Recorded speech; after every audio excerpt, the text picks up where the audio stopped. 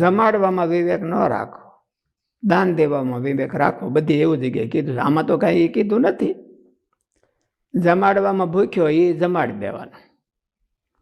પછી માનો કે ધન સંપત્તિની મદદ કરવી હોય તો એનો ન્યાય તો એવો જ છે કે એનો ઉપયોગ એ ક્યાં કરે એ પ્રમાણે દાતાને ફળ થાય.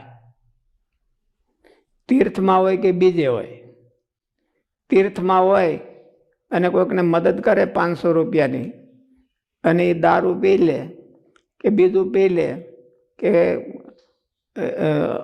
એવા કર્મ કરે કે જેમાં પાપ થાય એવું કોઈ કર્મ કરે તો ભાગીદાર આ થાય.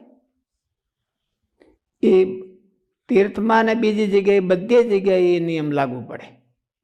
આમાં કાંઈ વિશેષ નથી કીધું કે તીર્થમાં આમ કરવું કે ન કરવું એમ. એટલે દાન દેવામાં ભૂખ્યો માણસ હોય એને જમાડવામાં વિવેક ન કરવો કે આ બરાબર છે બોલો છે એવું બહુ ન જોવું, એવું કોઈક જગ્યાએ શાસ્ત્રમાં કીધું છે. એ ભૂખથી પીડાય છે ને એને અન્ન મળતું નથી તો એને જમાડી દેવું. એમાંય જો ભગવાનનો ભગત મળી જાય તો એને વધારે પુણ્ય થાય.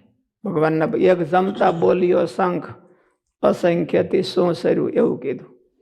એક ભગવાનના ભક્તને જમાડે તેને બ્રહ્માંડ જમાડેનું પુણ્ય થાય એવું મોટા સંતોની વાતોમાં કીધું છે.